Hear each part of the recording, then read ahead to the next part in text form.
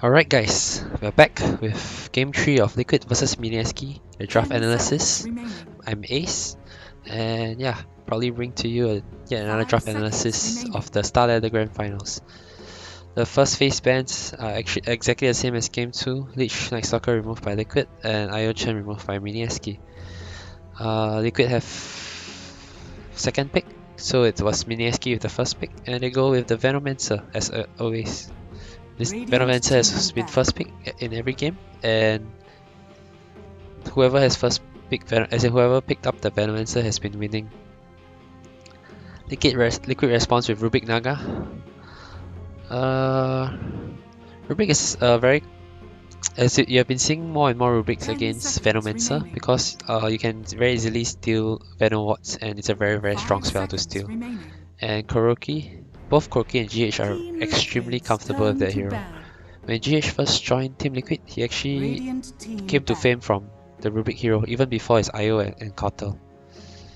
And Naga Siren here, I believe Team Liquid's using the Naga Siren to counter the Venomancer ultimate, because like when Venom ulti comes in, you're gonna take a lot of AoE damage, and you're gonna use this Naga Siren, Song of the Siren, to disengage. Everyone can just TP, go back and heal. Yeah, and if there's a chance he gets an Aghanims, the Naga Siren heal from Song of Siren can just nullify the whole Venomancer ultimate. This one option I believe Liquid has decided coming into this Game 3 to combat this Venomancer pick. And Mineski, they follow up with the Earth Spirit. Earth Spirit is a very strong hero in combo with Venomancer. Poison Nova on top of Earth Spirit's ultimate. It's actually crazy a lot of the amount of AoE damage is really insane. The damage over time as well. Yeah, but I think the Naga Siren is a very good response, as you can actually really use it to counter the whole team fight of Mineski just from one sleep. In the second phase, Liquid ban away Ice Timbersaw as well as the Broodmother, and Mineski bans Prophet and Pakna. Okay, these bans are pretty straightforward, nothing out of the ordinary. More or less targeting the classic heroes of each opponent. Okay, and Mineski, they respond with a Disruptor, position 5 Disruptor on Ninja Boogie. Okay, they haven't been playing this hero much, but yet again it's a response to this Naga Siren. Like, as a Naga Siren, you want to sleep and TP, but if Disruptor is well positioned, he can always glimpse a target back, and that will always secure an additional kill for Mineski. So because Naga Siren, when he songs, there's only an AoE, and the AoE of glimpse is actually very huge. So if Mineski has vision over the area, the Disruptor can get off the glimpse, and if it's a crucial target, it can actually be game changing. On the other hand, Liquid, they pick up Mirana. Not sure exactly who's gonna play this Mirana. It could be GH, it could be a core Mirana, but my guess is I think Navi was the first team that started this. They played Naga with Mirana, and the end snare is a very good way to set up arrows. Navi, when they first came out of this new roster with Crystallize as well as Roger, they played Naga on Seneko and Mirana on General a lot, and then they just pressured the offlane insane with a lot of pressure with ensnare into the arrow. So from what I'm seeing, this is gonna be a support Naga as well as a support Rubik. They can still transit it into a Matumaman's Naga, but based on just what I mentioned just now, 10 seconds remaining. If Liquid is planning to use Song of the Siren, 5 seconds remaining. Just for the defensive purposes, then it's more likely to be a support. But of course, if Mineski's lineup is terrible at dealing with this split pushing way of Naga, then Liquid can always just change it into a carry. And they pick up Miracle's Invoker, 4th pick. We actually never see this hero for a very long time, and here we are, seeing Invoker. And Mineski responds with the anti-mage from Mushi, as they have been doing pretty often. Okay, so anti-mage is a very good answer to Invoker. Invoker likes to use a lot of spells, and he has a huge mana pool, and mana voids can be very strong. And anti-mage can also match up to Liquid's carrying potential of the Naga should the Naga be a carry. He can farm faster, and there'll be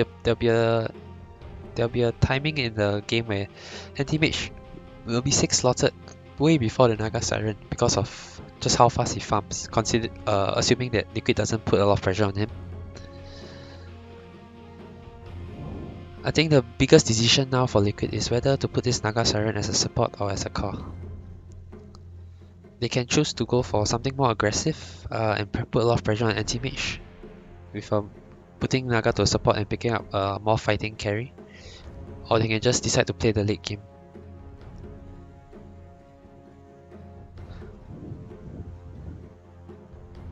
Okay, so last ban for Liquid. Currently Mineski is missing a hero for either Ice Ice Ice or Nana, depending on who's playing the Venom. I think it's more likely that Nana is the one playing the Venom and they'll pick something else for Ice Ice Ice, maybe like a Winter Wyvern. Because Winter Wyvern is very strong at defending high ground as well as pushing out lanes, and anti-mage, yeah, you want to create the space for him.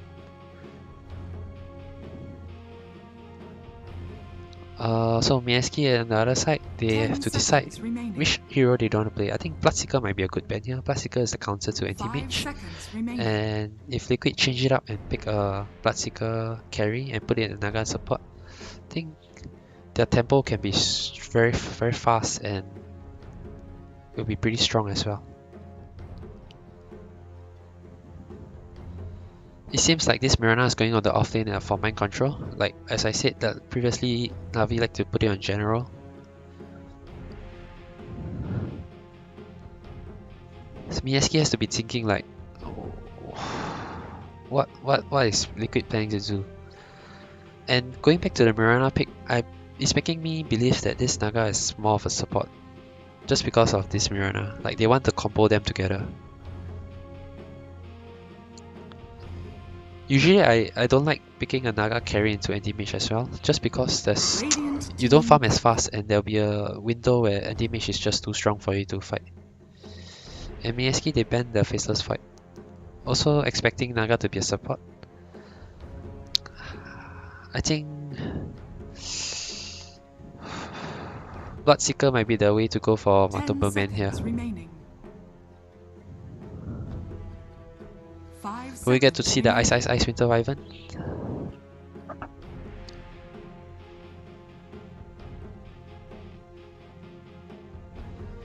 What other options does he have? Okay, never mind. Okay, Ice Ice Ice Magnus on top of the anti-mage. That's going to snowball anti-mage farm like crazy. Oh, is this TI3, TI4? We're seeing Rubik into Magnus, guys. This is gonna be interesting. Very nice game, I would hope for. And it's Miracles Invoker. 5 seconds remaining. Okay, so the Magnus anti-mage is gonna be super fast farming. Instead, they just go for conventional Matsumberman's Lifestealer. Oh. They really need to shut down Mushi right from the laning phase. If Mushi gets off his a good start and he starts farming camp to camp on top of Empower, he's just gonna be way too farm. And I like the Kuroki's Naga Siren to counteract the Venomancer as well as Spirit's ultimate.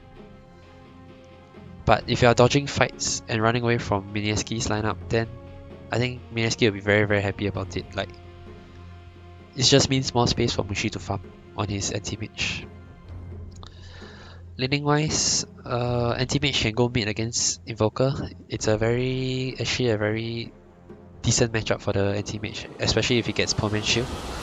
So I wouldn't be surprised to see Mushi in the mid lane.